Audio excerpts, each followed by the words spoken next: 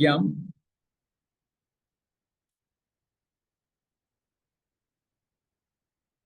അനീതി കൊണ്ട് സത്യത്തെ തടുക്കുന്ന സകല അഭക്തിക്കും അനീതിക്കും നേരെ ദൈവത്തിന്റെ കോപം സ്വർഗത്തിൽ നിന്ന് വെളിപ്പെടുന്നു എന്നാണ് നമ്മൾ 18-ാമത്തെ വാക്യത്തിൽ വായിച്ചത്. ഈ അനീതി, അഭക്തി അത് എന്താണ് എന്നുള്ളതാണ് അതിന് ശേഷം നമുക്ക് കാണാനായിട്ട് കഴിയുന്നത് 19 മുതൽ ഉള്ള ചില വാക്യങ്ങളിൽ. അതായത് ദൈവത്തെക്കുറിച്ച് ഒരു അറിവ് ദൈവം ഈ പ്രകൃതിയിലൂടെ മനുഷ്യന് നൽകിയിട്ടുണ്ട്. പ്രകൃതിയിലൂടെ ദൈവത്തിനെ മനസ്സിലാക്കുവാനായിട്ട് കഴിയുന്നത് ദൈവത്തിന്റെ നിത്യശക്തിയും ദിവ്യത്വവുമാണ്.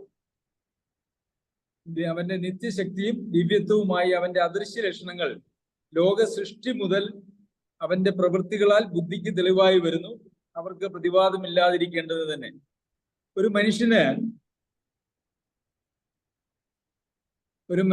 ലോകത്തിൽ ഈ പ്രപഞ്ചത്തിലേക്ക് നോക്കിയാൽ ദൈവമുണ്ട് എന്ന് മനസ്സിലാക്കാനും ചിന്തിക്കാനും സാധിക്കുന്നതായിട്ടുള്ള ഒരു സാഹചര്യം ദൈവം തന്നെ പ്രകൃതിയിൽ ഒരുക്കിയിട്ടുണ്ട് എന്നാണ് നമുക്ക് വചനത്തിൽ കാണുവാനായിട്ട് കഴിയുന്നത്. നമുക്കറിയാം, പ്രകൃതി ഇത്ര മനോഹരമായിട്ടുള്ള ഒരു പ്രപഞ്ചം, എല്ലാറ്റിനും ഒരു ഓർഡർ ഉണ്ട്, ഒരു സിമ്മട്രി ഉണ്ട്. ഇതെല്ലാം തനിയെ ഉളവായി എന്ന് ചിന്തിക്കുക എന്ന് പറയുന്നത് ഒരു ഭോഷന് മാത്രമേ സാധിക്കുകയുള്ളൂ. ഒന്നുമില്ലാത്തതിൽ നിന്നും എന്തെങ്കിലും തനിയെ ഉണ്ടാകുക എന്ന് പറയുന്നത് ഒരിക്കലും സാധ്യമായിട്ടുള്ളൊരു കാര്യമല്ല. അതുകൊണ്ട് ദൈവം മനുഷ്യന് ദൈവത്തിന്റെ ഈ നിത്യശക്തിയും ദിവ്യത്വവും അങ്ങനെയായി ദൈവത്തിന്റെ അദൃശ്യ ലക്ഷണങ്ങൾ മനുഷ്യന്റെ ബുദ്ധിക്ക് തെളിവായി വെളിപ്പെട്ടു വരത്തക്ക രീതിയിൽ ഈ ലോകത്തിൽ ക്രമീകരിച്ചിട്ടുണ്ട്. അപ്പോൾ ബുദ്ധിയുള്ള ഒരു മനുഷ്യന് ഈ ലോകത്തിലേക്ക് നോക്കിയിട്ട് ഒരു ദൈവമുണ്ട് എന്ന് വിശ്വസിക്കുവാനായിട്ട് സാധിക്കും. അതുകൊണ്ടാണ് 14-ാമത്തെ സങ്കീർത്തനത്തിൽ നമ്മൾ വായിക്കുന്നത്, ഒരു മൂഢനാണ് ദൈവമില്ല എന്ന് പറയുന്നു. മൂഢൻ തന്റെ ഹൃദയത്തിൽ ദൈവമില്ല എന്ന് പറയുന്നു.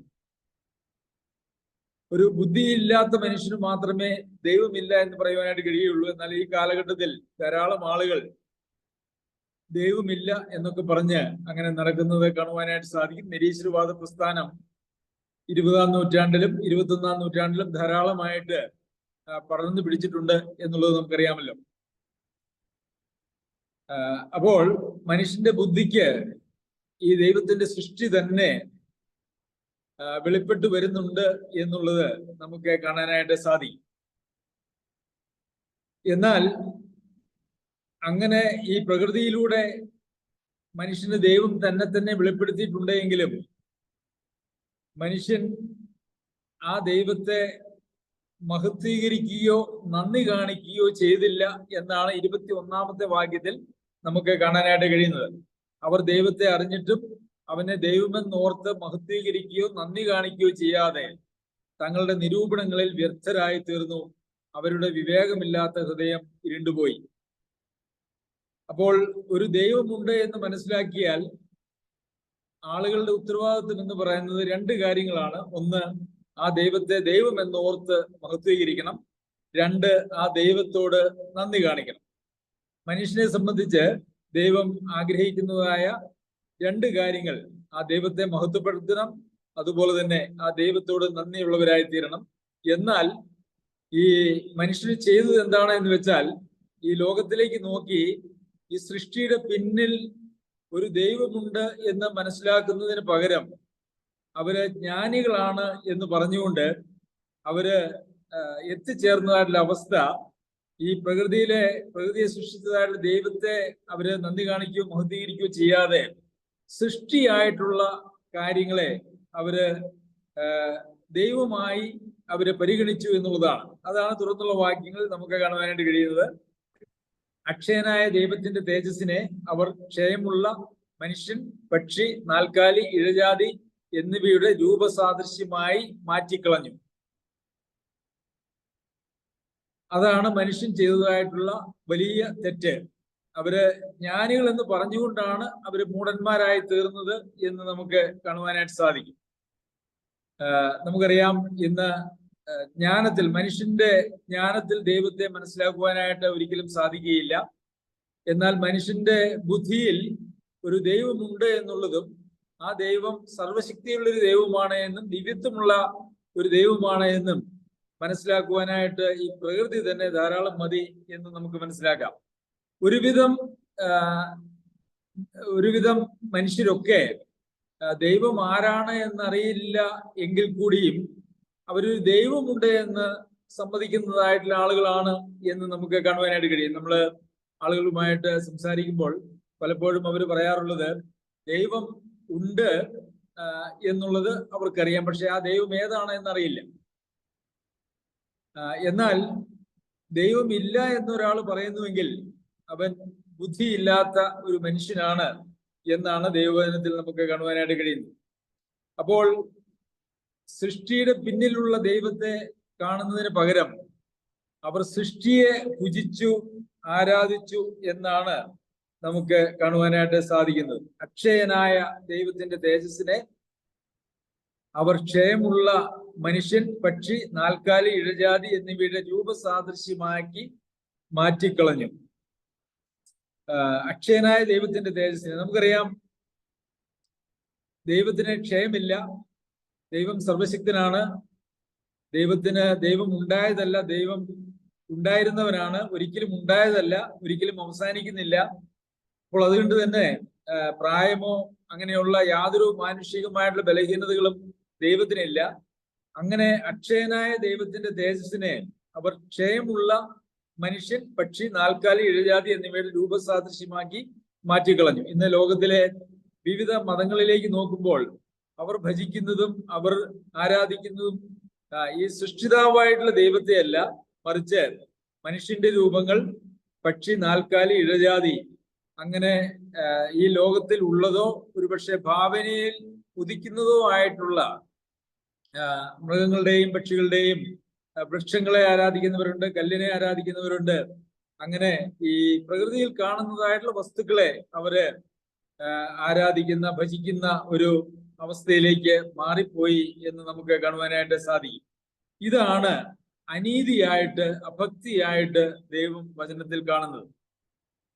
ദൈവത്തെ, സത്യദൈവത്തെ, സൃഷ്ടിതാവായിട്ടുള്ള ദൈവത്തെ ഭജിക്കുന്നതിനും ആരാധിക്കുന്നതിനും അവനോട് നന്ദി കാണിക്കുന്നതിനും മഹത്വീകരിക്കുന്നതിനും പകരം അവരവരുടെ നിരൂപണങ്ങളിൽ അവർ ദൈവത്തെ ഉളവാക്കി, ഓരോരോ ദൈവങ്ങളെ ഉളവാക്കി അതിൽ ഈ ലോകത്തിലെ സൃഷ്ടികളാണ് കൂടുതലായിട്ടും വന്നിട്ടുള്ളത് എന്നുള്ളത് നമുക്കറിയാമല്ലോ. എന്നാൽ കാലക്രമത്തിൽ പല ഇതിഹാസങ്ങളുടെയും കഥാപാത്രങ്ങളെ തന്നെ ദൈവമാക്കി അവർ മാറ്റിക്കളഞ്ഞു, മനുഷ്യൻ മാറ്റിക്കളഞ്ഞു എന്നുള്ളത് നമുക്ക് കാണുവാനായിട്ട് സാധിക്കും. 25-ാമത്തെ വാക്യത്തിൽ ദൈവത്തിന്റെ സത്യം അവർ വ്യാജമാക്കി മാറ്റിക്കളഞ്ഞു. നമ്മള് 18-ാമത്തെ വാക്യത്തിൽ അനീതി കൊണ്ട് സത്യത്തെ തടുക്കുന്ന സകല മനുഷ്യരുടെയും അഭക്തിയെ നീതിയെ നമ്മൾ വായിച്ചു. സത്യത്തെയാണ് തടുക്കുന്നത്. ആ സത്യം എന്താണ് എന്ന് വെച്ചാൽ 25-ാമത്തെ വാക്യത്തിൽ നാം കാണുന്നു ദൈവത്തിന്റെ സത്യം. ദൈവത്തിന്റെ സത്യം, സത്യദൈവത്തെ അവർ വ്യാജമാക്കി മാറ്റിക്കളഞ്ഞു എന്ന് നമ്മൾ വായിക്കുന്നു. നമുക്കറിയാം, വഴിയും സത്യവും ജീവനും ഞാനാവുന്നു എന്ന് കർത്താവ് പറഞ്ഞു. അപ്പോൾ ദൈവമാണ് സത്യം, സത്യം ദൈവമായിരിക്കെ ആ സത്യത്തെ വിട്ടുകളഞ്ഞുകൊണ്ട് ദൈവത്തിന്റെ സൃഷ്ടികളെ ആരാധിക്കുകയും അല്ലെങ്കിൽ ഭജിക്കുകയും ഒക്കെ ചെയ്യുന്നത് അത് അഭക്തിയുടെയും അനീതിയുടെയും ഒരു ലക്ഷണമാണ്, അതിന്റെ ഫലമാണ് എന്ന് നമുക്ക് ഇവിടെ കാണുവാനായിട്ട് സാധിക്കും. അങ്ങനെയുള്ളവരുടെ നേരെ ദൈവത്തിന്റെ കോപം സ്വർഗത്തിൽ നിന്ന് വെളിപ്പെടുന്നു എന്നാണ്. അപ്പോൾ ദൈവത്തിന്റെ കോപം എങ്ങനെയാണ് അങ്ങനെയുള്ളവരുടെ നേരെ വെളിപ്പെടുന്നത് എന്നുള്ളതാണ് പിന്നീട് നമുക്ക് 24 മുതലുള്ള വാക്യങ്ങളിൽ കാണുവാനായിട്ട് കഴിയുന്നത്. 24 മുതലുള്ള വാക്യങ്ങളിൽ 3 രീതിയിൽ അവരെ ഏൽപ്പിച്ചതായിട്ട് നമുക്ക് കാണാം. ആദ്യമായിട്ട്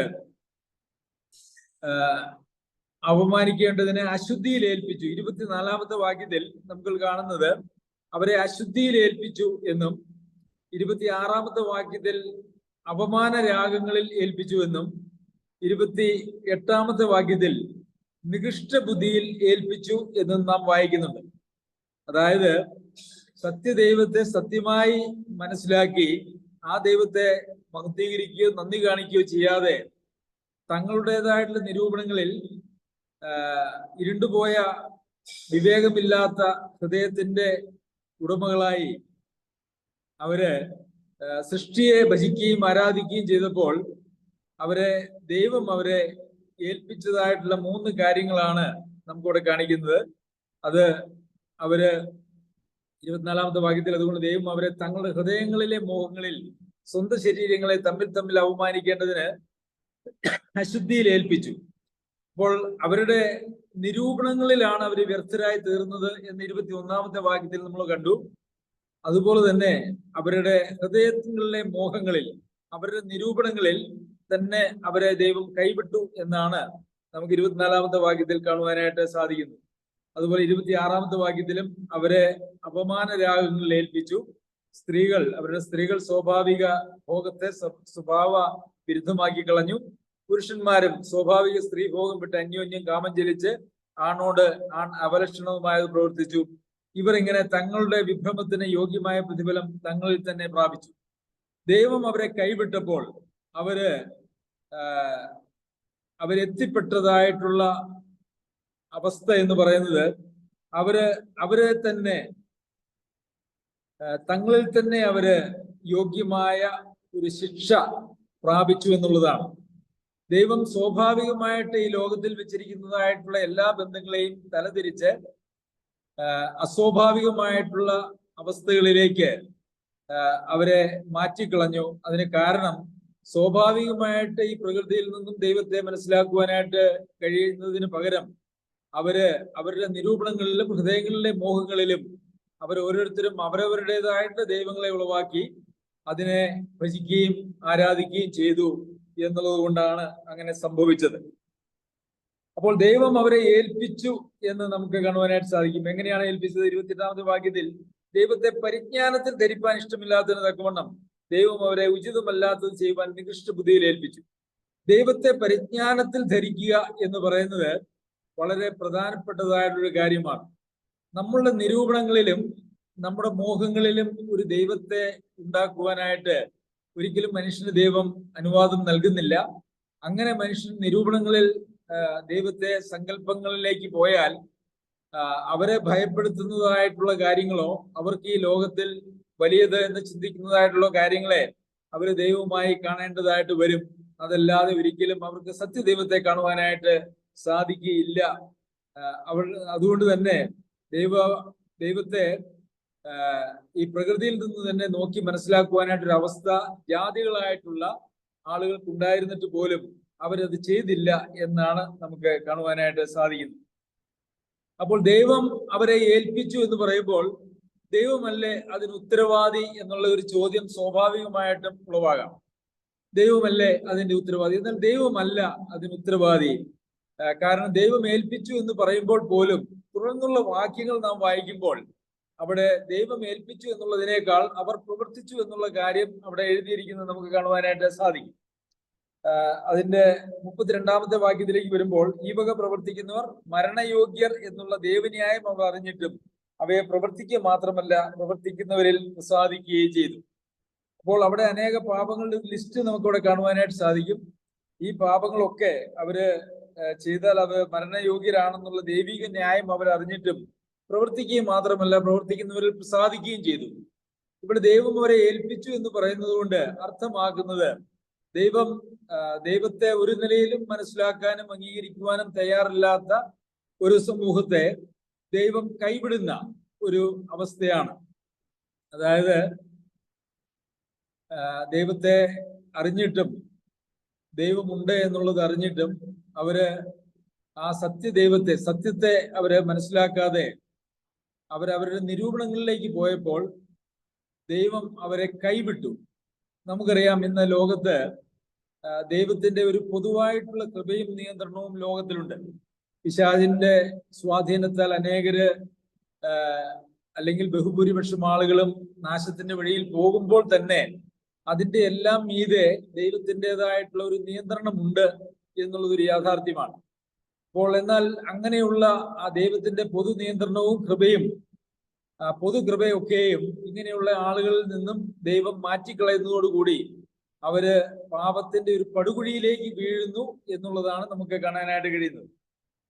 അതുകൊണ്ട് തന്നെയാണ് അവരെ കുറിച്ചുള്ള എല്ലാ പാപ സ്വഭാവങ്ങളുടെയും ഒരു ലിസ്റ്റ് നമുക്ക് പിന്നീട് ഈ 29, 30, 31 വാക്യങ്ങളിൽ നമുക്ക് കാണുവാനായിട്ട് സാധിക്കും. ദൈവം ഏൽപ്പിച്ചു എന്ന് പറയുമ്പോൾ ദൈവത്തിന്റെ കൃപ അല്ലെങ്കിൽ പൊതുവായിട്ടുള്ള കൃപ പിൻവലിച്ച് അവരവരുടെ ഇഷ്ടത്തിനനുസരിച്ച് പോകാൻ അനുവദിച്ചു. അങ്ങനെ പോയതിന്റെ ഫലമായിട്ട് അവർ എത്തിച്ചേർന്നതായിട്ടുള്ള കാര്യങ്ങളാണ് അവിടെ നമ്മൾ വായിച്ചത്. കാരണം ദൈവത്തെ മനസ്സിലാക്കുന്നതിൽ അവർ അവരവരുടേതായിട്ടുള്ള താല്പര്യങ്ങൾക്ക് പിന്നാലെ പോയപ്പോൾ ദൈവം ആ താല്പര്യത്തിന് പിന്നെ അവരെ വിട്ടുകൊടുത്തു എന്നുള്ളതാണ് നമുക്ക് കാണുവാനായിട്ട് കഴിയുന്നത്. നമ്മള് തെസ്സലോനിക്കർക്ക് എഴുതിയ 2-ാം ലേഖനത്തിലെ 2-ാം അധ്യായത്തിലും അവര് സത്യത്തെ സ്നേഹിച്ച് കൈക്കൊള്ളാൻ കൂട്ടാക്കായികയാൽ ഭോഷ്കു വിശ്വസിക്കുമാർ വ്യാജത്തിന്റെ വ്യാപാര ശക്തി അയക്കുന്നു എന്ന് നമ്മൾ വായിക്കുന്നുണ്ട്. സത്യദൈവത്തെ, ഈ സർവ്വ പ്രപഞ്ചത്തിന്റെയും സൃഷ്ടിതാവായിട്ടുള്ള ദൈവത്തെ ഏതെങ്കിലും ഒരു സൃഷ്ടിയുടെ തലത്തിലേക്ക് മാറ്റി കാണുകയും ഒരു സൃഷ്ടിയുടെ മുമ്പാകെ പോയി നിന്ന് ദൈവമായിട്ട് വണങ്ങുകയും മഹത്വപ്പെടുത്തുകയും ആരാധിക്കുകയും ചെയ്യുന്നത് ദൈവത്തെ ഏറ്റവും അപമാനിക്കുന്നതാണ് എന്നുള്ളത് നമുക്ക് കാണുവാനായിട്ട് കഴിയുമല്ലോ, നമുക്ക് മനസ്സിലാക്കുവാനായിട്ട് കഴിയും. നമുക്കറിയാമല്ലോ ഏതെല്ലാം ജീവികളെയാണ് ഇന്ന് ലോകത്തെ ആളുകൾ ആരാധിക്കുന്നത്, ദൈവമായി കണ്ട് ആരാധിക്കുന്നത്, ദൈവം സൃഷ്ടിച്ചതായിട്ടുള്ള ജീവികളെ. അങ്ങനെ ഉള്ള അവസ്ഥ എന്ന് പറയുന്നത് വളരെ ദൈവം വെറുക്കുന്നതായിട്ടുള്ള ഒരു അവസ്ഥയാണ്.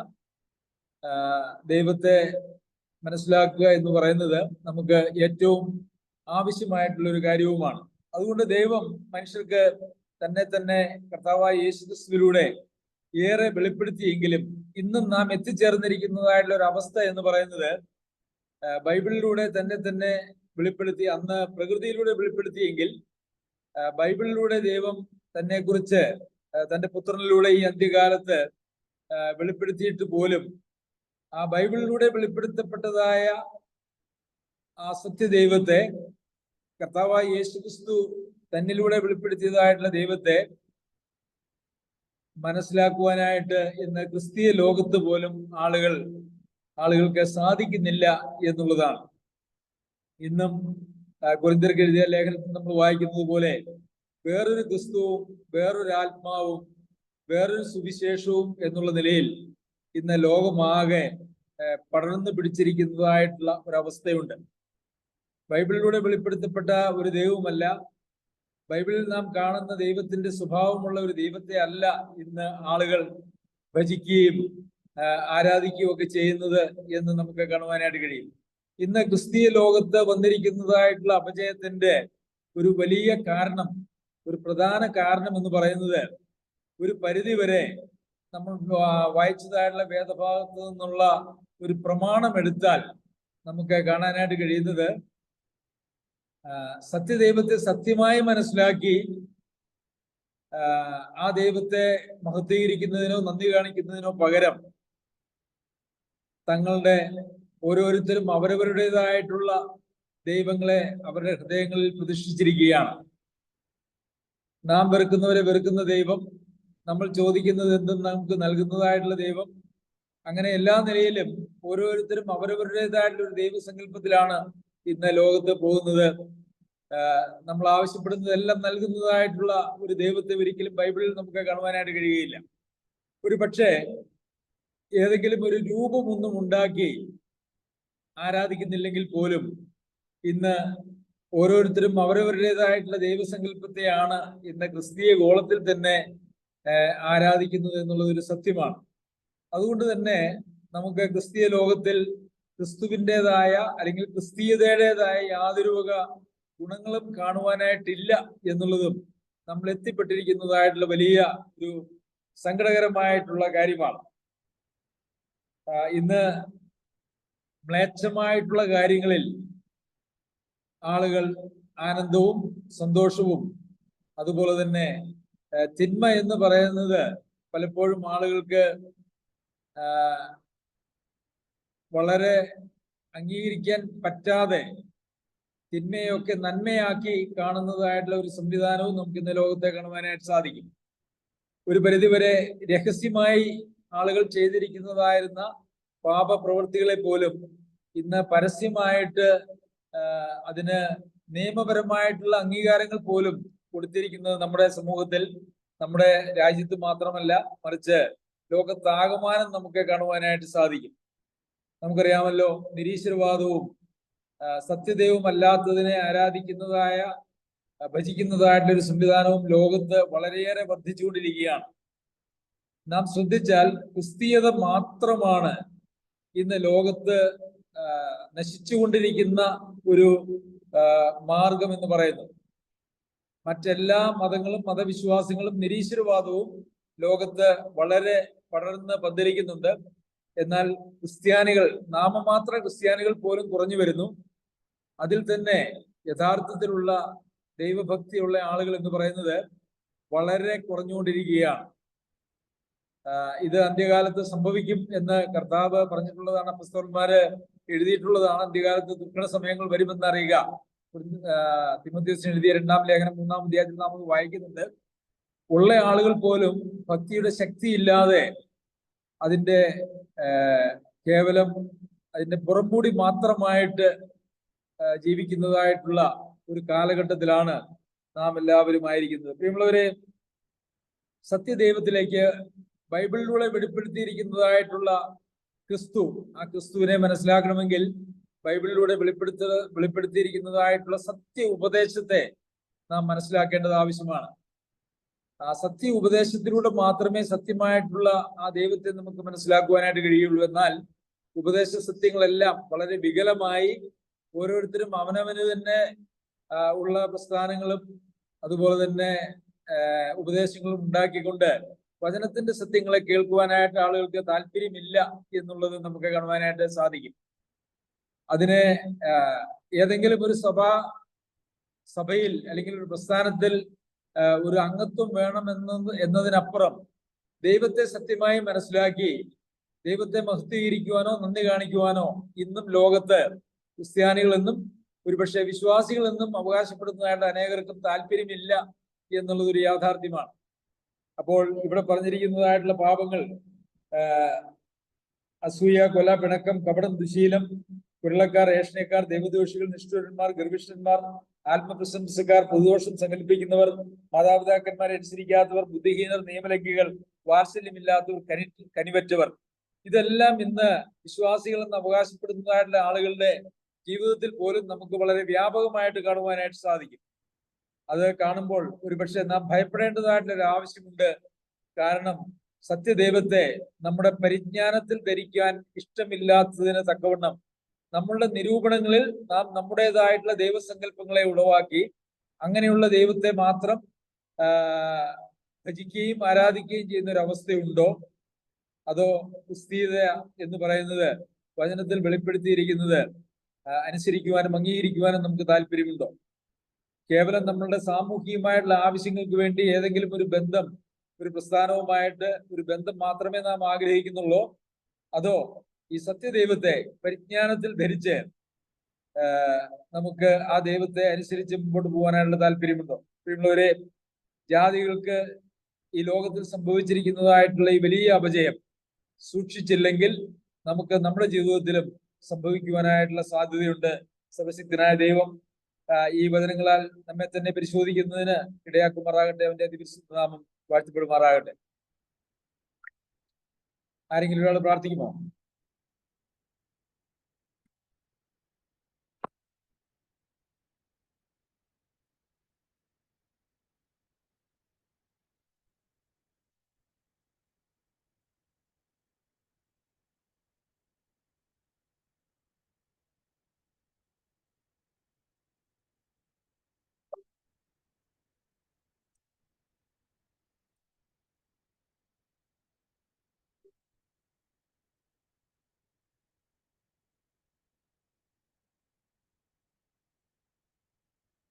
ജോയ്സോര,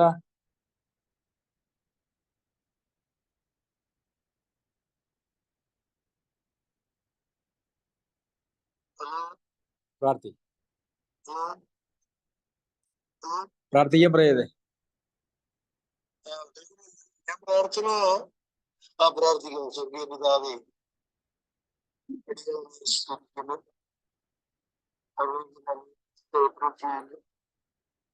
അവിടുന്ന് സത്യദൈവമാണെന്ന് അടിമതി വെളിപ്പെടുത്തി തന്നത് അവിടുന്ന് സത്യവും ജീവനമായ യേശുക്രിസ്തുവിലൂടെ ലോകത്തിന്റെ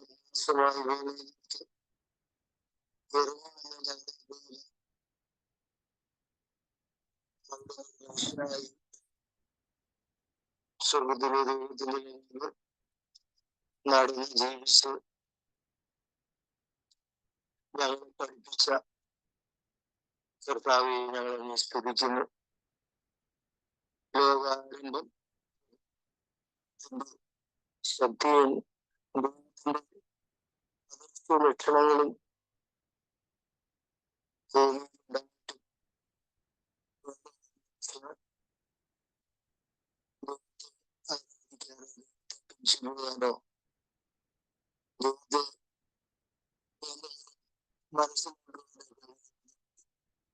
സൃഷ്ടാവിനെക്കാളും അതിനെ സൃഷ്ടിയെ സ്നേഹിച്ചു.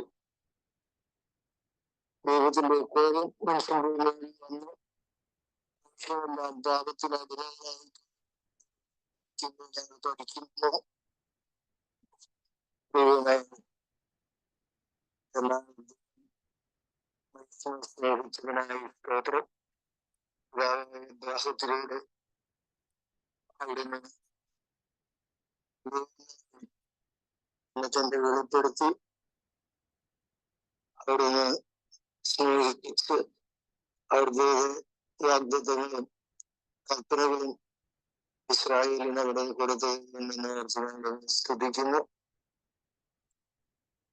കർത്താവായ യേശുക്രിസ്തുവിനെയും ഞങ്ങൾക്ക് നൽകിയ പിതാവെ ഞങ്ങൾ നന്ദിയോടെ സ്തോത്രം ചെയ്യുന്നു. കർത്താവ് വന്ന് ഞങ്ങളുടെ പിതാവിനെ ഞങ്ങൾക്ക് കാണിച്ചു വന്ന് നടത്തി അവിടുത്തെ മാർഗത്തിൽ വെച്ചിരിക്കുക ഞങ്ങളെ സ്തുതിക്കുന്നു. സത്യമായ ഭൂമിയുടെ പിതാവിനെ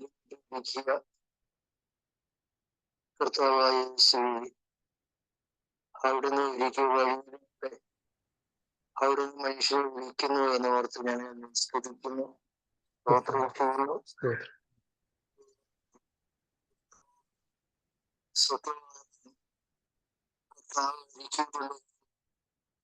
ഈ വഴി തന്നെ മനുഷ്യ മനസ്സിലാക്കാൻ കഴിയാതെ വിധം അതൊന്നും കർത്താവ് വേണ്ട വിധം മനുഷ്യൻ അന്വേഷിക്കുന്നില്ല, കണ്ടെത്തുന്നില്ല. കണ്ടെത്തിയാലും ദൈവമേ മനസ്സിലാക്കിയാലും പിന്നെയും ദൈവത്തിന്റെ വഴിയിൽ നിന്ന് മാറി സ്വന്തം കർത്താവിലേക്ക് അടുക്കുമ്പോൾ പ്രകാരം ജീവിക്കുന്ന കൊടിയൊരു കൂട്ടം മനുഷ്യരെയാണ് കർത്താവിൽ ഞങ്ങൾ കാണുന്നത്. എന്നാൽ ജഡാഭിലാഷത്തെ കൊന്ന് ആത്മാവിനനുസരിച്ച് നടക്കുവാൻ അങ്ങനെ നടന്ന് കർത്താവ് ഒരുക്കി വെച്ചിരിക്കുക. ഞങ്ങളെ സ്തുതിക്കുന്നു. ഞങ്ങൾ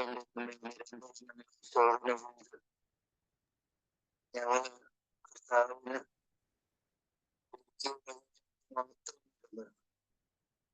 കർത്താവിന്റെ മകളായി കർത്താവ്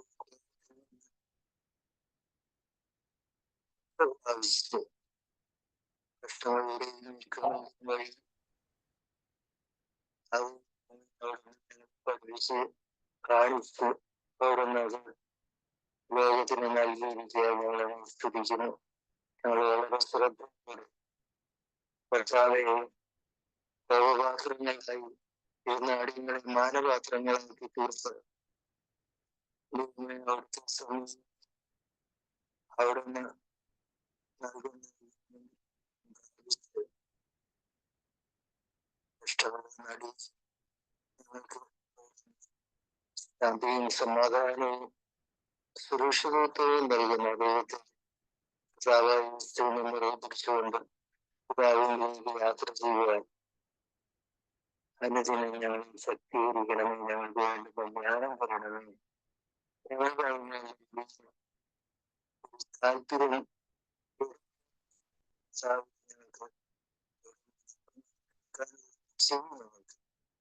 അനുസരിക്കാനുള്ള ഒരു മനസ്സ് ഞങ്ങൾക്ക് തന്നു.